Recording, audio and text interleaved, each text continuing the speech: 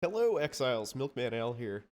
I am super hopped up on caffeine after working for 24 hours, so what better time to talk with you about my favorite build of the league than right now? So, what you're looking at is my Dark Pact Occultist in my first ever attempt at fighting the Elder. So, as those of you who follow me regularly know, I am an extremely casual player, so fighting in-game bosses is not something I do very often. But I had a good enough character this league, and I figured I would go for it. So, as you'll probably be able to see, this fight goes pretty smoothly, despite the fact that I have absolutely know what I do and I'm doing. This character turned out to be extremely strong, as I mentioned. The version you're looking at costs about 20 divines, which is by far the most currency I have ever invested into a character. I had a few really lucky drops of some, kind of high dollar items and parlayed it into a very effective character. Now, don't feel like you need that sort of budget to make this character work, because you definitely don't. If you watched the other video on this channel, I included a build, well, the basics of this build at least, in my viable league starters.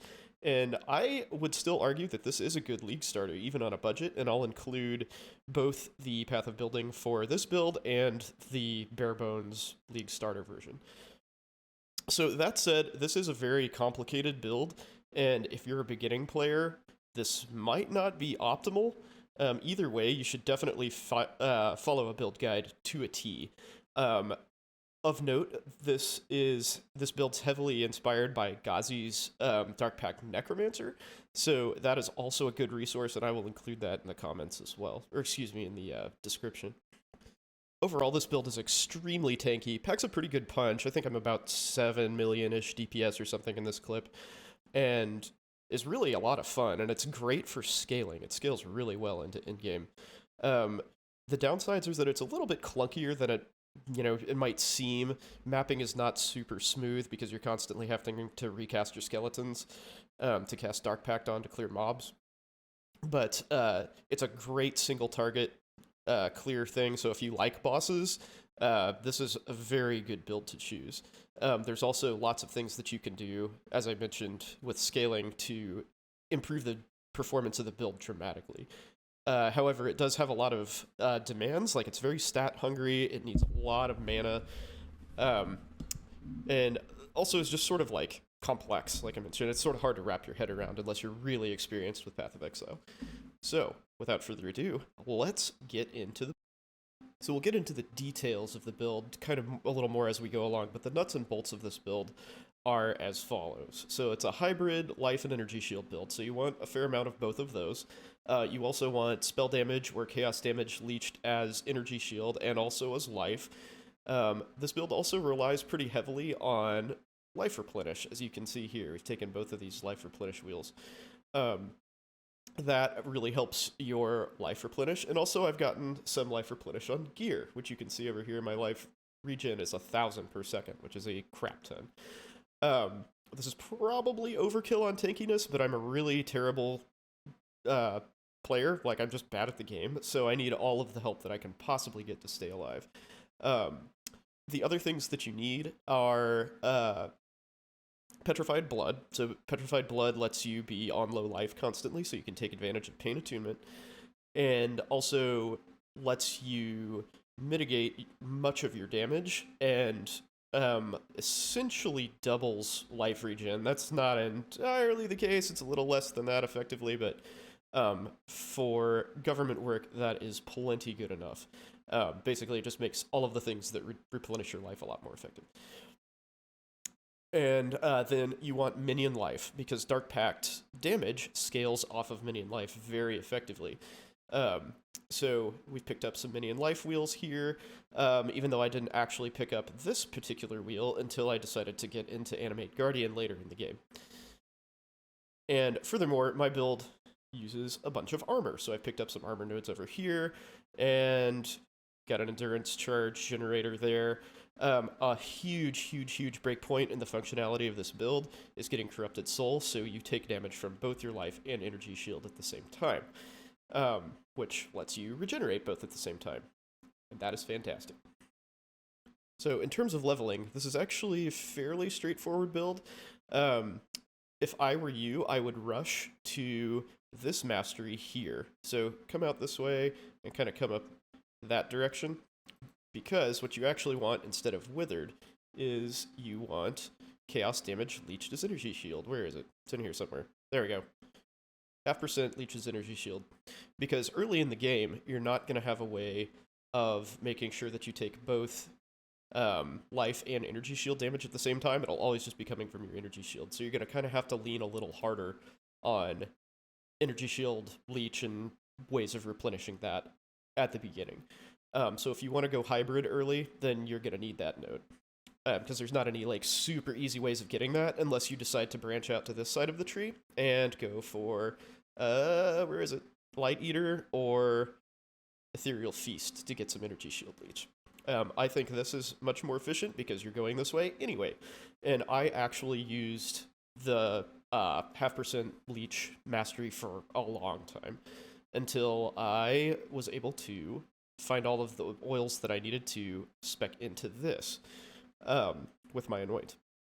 So it may seem awesome that all of this stuff is right next to where you start.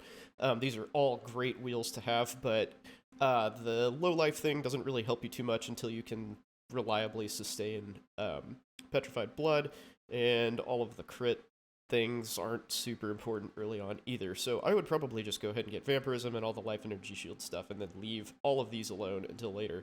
And like I mentioned, I didn't actually spec into this node until I had the equipment to make a decent animate guardian. So like I said, come up here, get all of these nodes, and this is kind of the meat of the build right in here. We'll get you a better view of that right in this area.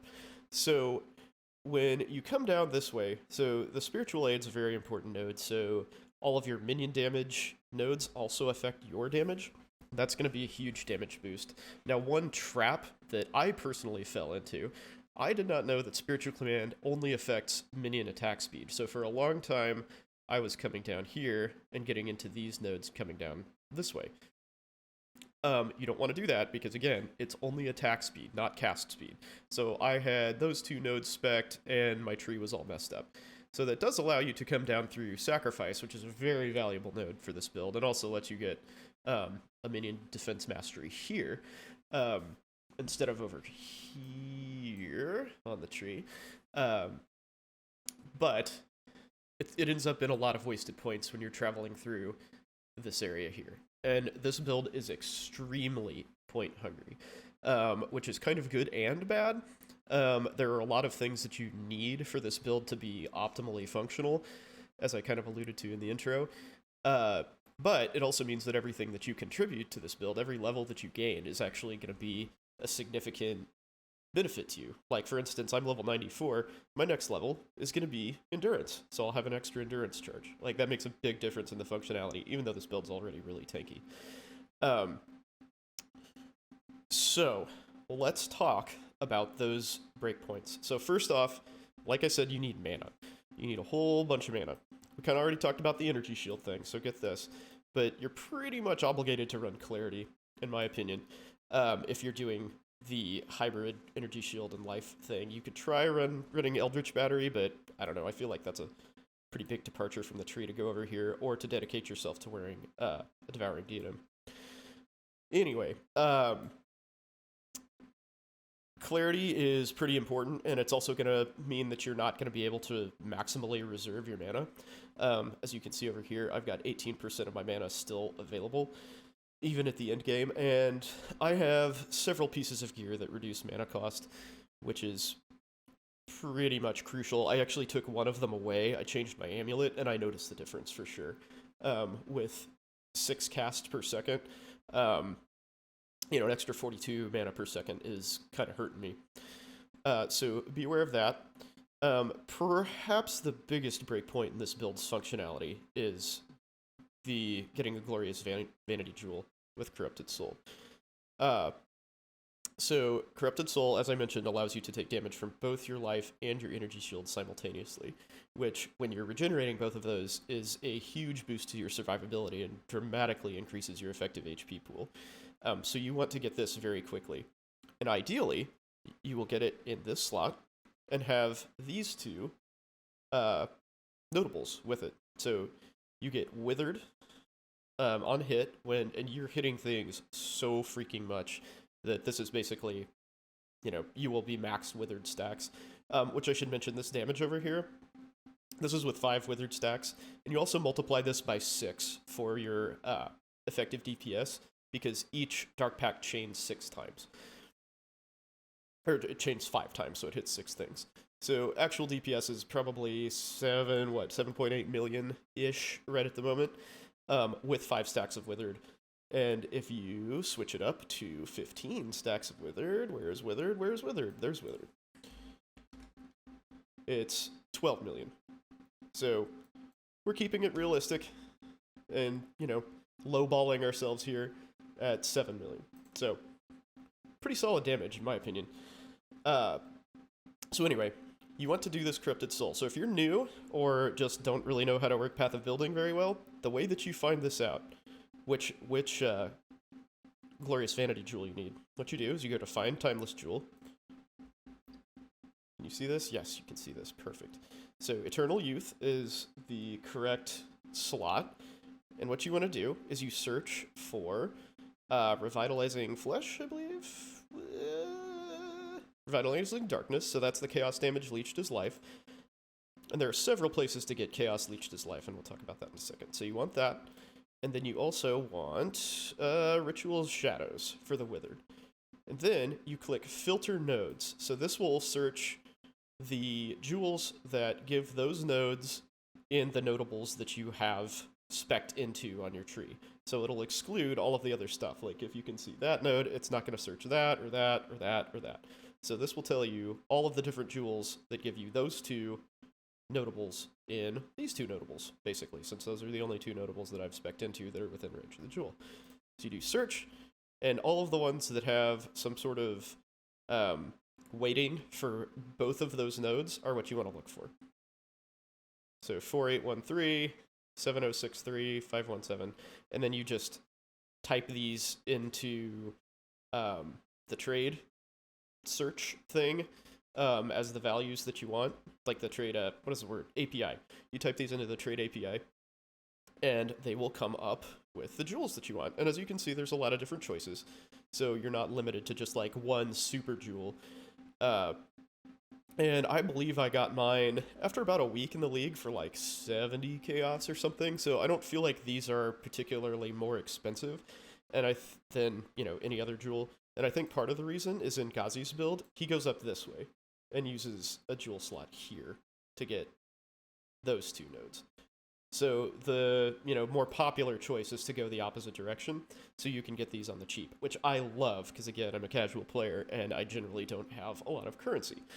The other huge breakpoint that you absolutely should get immediately is a jewel with Blessed Rebirth on it. The minions created recently can't be damaged is gigantic and helps your skeletons stay alive when you're Dark Pacting them constantly. Otherwise, that gets to be a gigantic pain in the ass.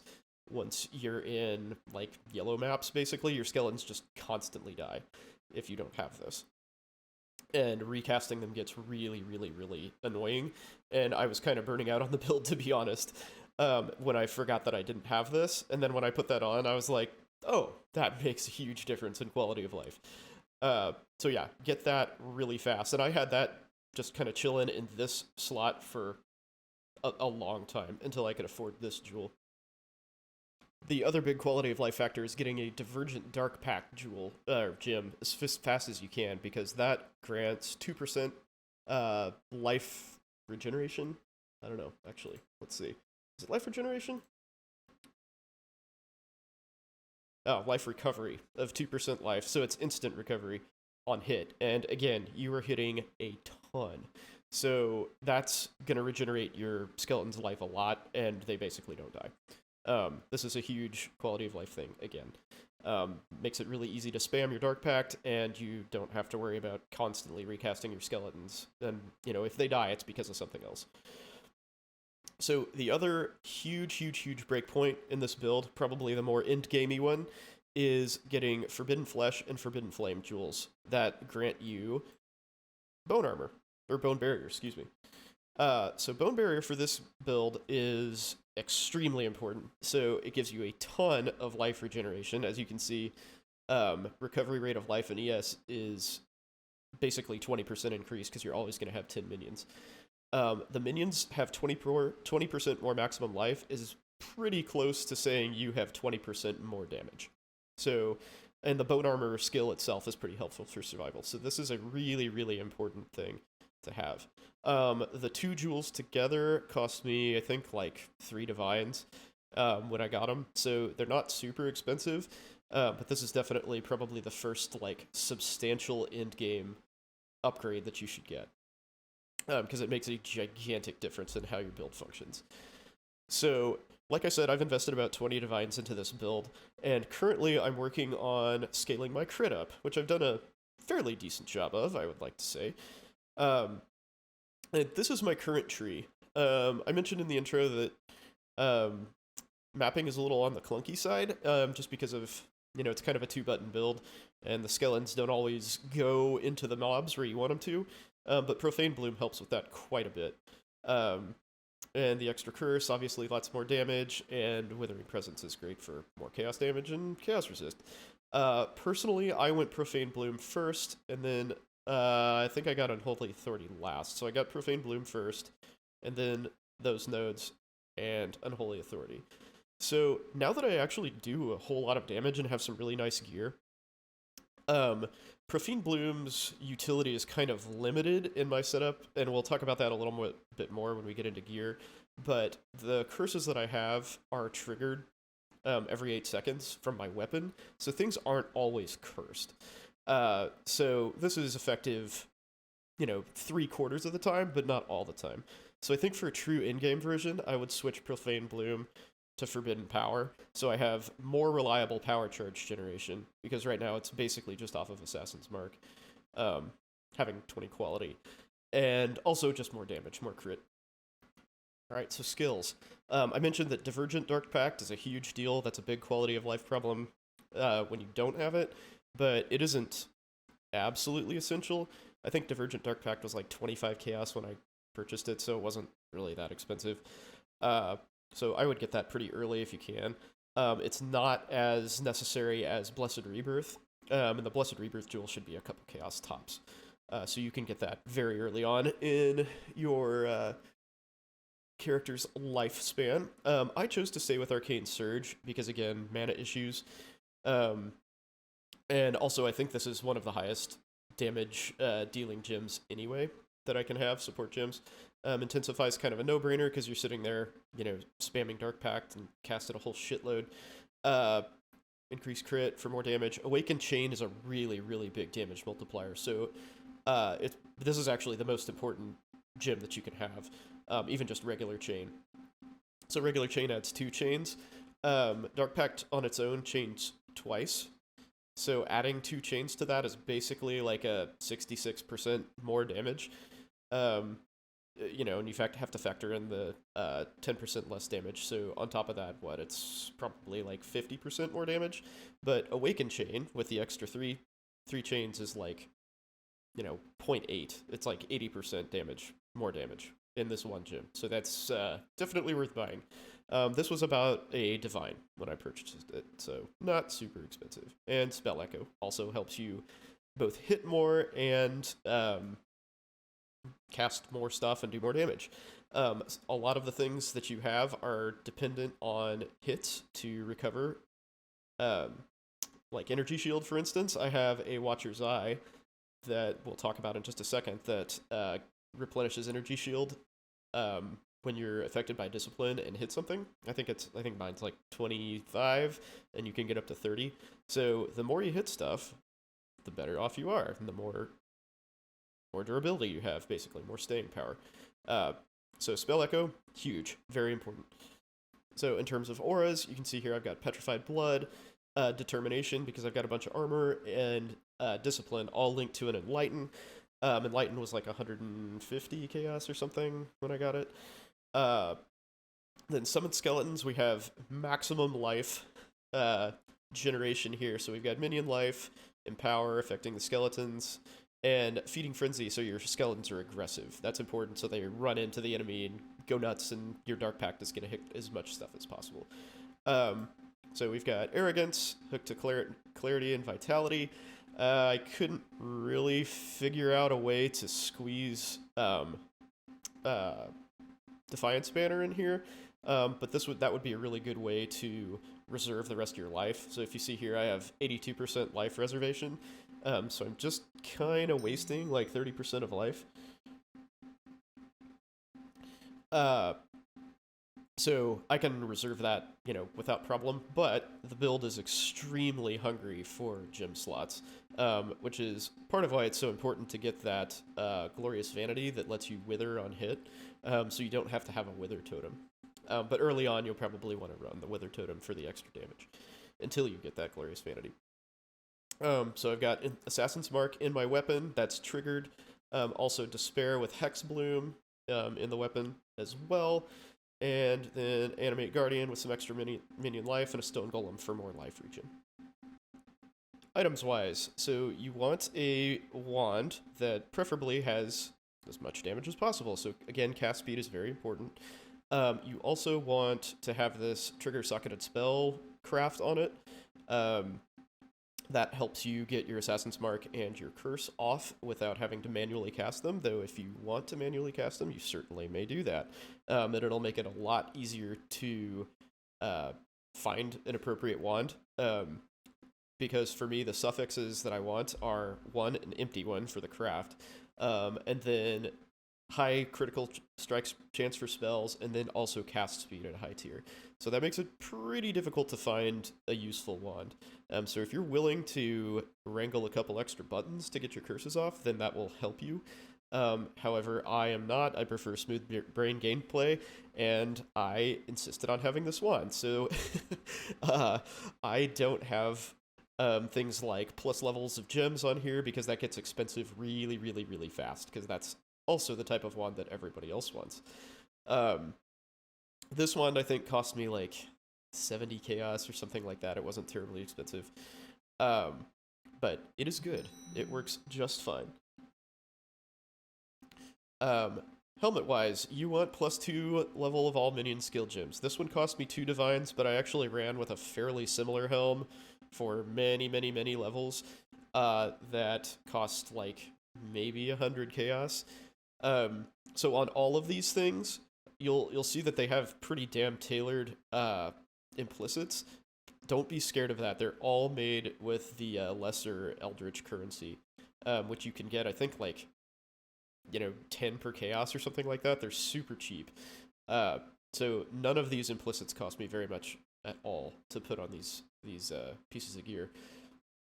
So I know it looks really fancy, but it's not. I'm not a fancy guy. That said, this is a very good helmet. So like I said, 2 divines, and just resist life. The +2 minion skill gems is huge. One thing that I didn't mention is that Dark Pact has a minion tag on it, so it will also scale with levels to minion gems. So anytime you can get +1 level of minion skill gems, it's a good thing to have, because it'll get both your skeletons, which increases skeleton life, and therefore your damage, and Dark Pact directly. Then we have this armor, which is probably the shining jewel in my gear collection for this character. I picked this up for 6 divines shortly after finding some like double corrupted unique gloves that were amazing and selling those off. The frenzy charge on hit is fantastic, because I have no other way to generate frenzy charges. And again, things that happen on hit basically happen all the time, because you're hitting like hundreds of times a second.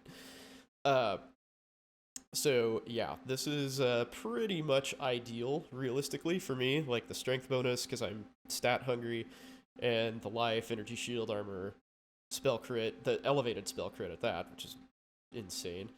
And the frenzy charge, it's just awesome armor. Very, very happy with this. Amulet, I just recently upgraded. This is where I get the vast majority of my stats. I would love to allocate something other than Light Eater, because that's kind of a weak sauce anoint, but I don't really have any other way of getting energy shield leech, and that improves my survivability dramatically. So I'm sort of stuck with it, but that's okay. This is still a great amulet. It does everything that I need it to do, minus maybe some resists, but it's still a huge damage boost because of all the cast speed. Shield-wise, got some crit, life regen. I mean, pretty straightforward. This was about 100 chaos, I think, and there are lots of shields similar to it available. Boots, pretty cheap boots, actually. It's mostly just life resists. Crafted the avoidance, chill avoidance. I am not immune to ailments other than being frozen or chilled, which can cause some issues in shock maps, with shocked ground and stuff. So if you can figure out a way to avoid being shocked, that would be a nice end-game sort of solution for you. But yeah, basically just the open slot for crafting can't be chilled and movement speed, and life and resist. Nothing fancy. The brittle ground is very important here because it adds markedly to your overall damage and your crit rate. And again, this is all done with lesser Eldritch currency, so super cheap, easy to do. Minion rings, pretty specific set of mods on here. So the 30% increased maximum life is great. That does a lot for your damage. And you'll see both of these have non-channeling skills have minus mana cost because, again, mana is a huge problem for this build. So life resist, cast speed, all big things. Oh, I forgot to mention with armor, the best way, in my opinion, to get a budget armor is to just buy a 6-link Saintly Chainmail or whatever armor, energy shield armor strikes your fancy, and use the essence on it that gives you minion life. I did that, and I wore exactly that armor for a long time. I just hit an essence that gave me like a couple resists and I think like 90 life or something, in addition to the minion life, percentage minion life, and that's what I wore for most of the end game until I managed to pick this up. And I think that cost me maybe like 30 to 40 chaos for the base, I can't remember, and then like, I don't know, 20 chaos and essences, no big deal. Pretty easy to make an in-game worthy armor that way. Gloves, again, pretty easy to craft, just life and resistances for the most part. The chance to unnerve enemies is awesome. That's, an extra 10% damage taken, which isn't quite as good as it sounds because Withered also gives increased damage taken. So it's not just straight up 10% more damage, but it certainly helps. And this is another place that you can get Chaos Damage Leech's life. And the others are that node from Glorious Vanity and a Hunter-influenced amulet. But this is probably the easiest one, unless you just want to pick up a really terrible Hunter's amulet to get that. But this is as good as option as any, in my opinion. And so Darkness Enthroned is a really cheap belt. I think the belt itself is 5 chaos or less. The expensive part is the jewels. This is I picked this up for 150 chaos, which I think might be highway robbery based on what I've seen since then. The resist, the minion life, and the life and energy shield is a pretty damn awesome combo for this build. And I also picked this up when I was under the impression that the spiritual command node gave minions cast speed, or gave you your minions cast speed. So I was like, holy shit, I hit the freaking mother load, but alas, I didn't. It's still a very nice jewel though. And this one, again, life energy shield, minion life. And having minions taunt is pretty nice since you have minions running all around you. For my animate guardian, I've got, let's see, Mask of the Stitch Demon, Growthcull's Pelt, Southbound, Dying Breath, which is the glowy staff you can see him running around with there, and Windseeker? Is that the boots? The boots give you an extra curse, so he can cast Temporal Chains on hit. That is super nice. He's basically just a huge buff stick, basically, and he is damn near invincible because of all of the minion nodes that we have, minion life nodes. And then also, this little wheel here, which I said I picked up once I kind of got in the market for an Animate Guardian. So this 20% of maximum life as extra energy shield basically makes the Animate Guardian regenerate an absurd amount of life when you have Mask of the Stitched Human on.